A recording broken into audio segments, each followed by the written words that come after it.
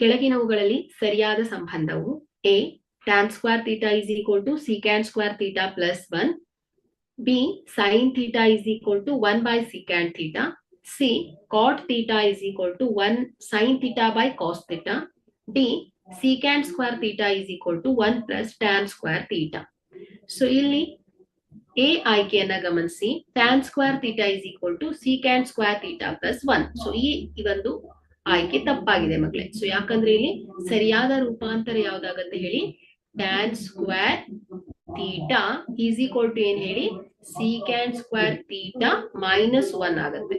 So ಅದೇ B ಆಯ್ಕೆಯನ್ನ ಗಮನಿಸಿದ್ರೆ sin theta is equal to 1 by secant theta. So ಇದು ಕೂಡ ತಪ್ಪು, ಯಾಕಂದ್ರೆ 1 by secant theta is equal to ಏನ್ ಹೇಳಿ, cos theta.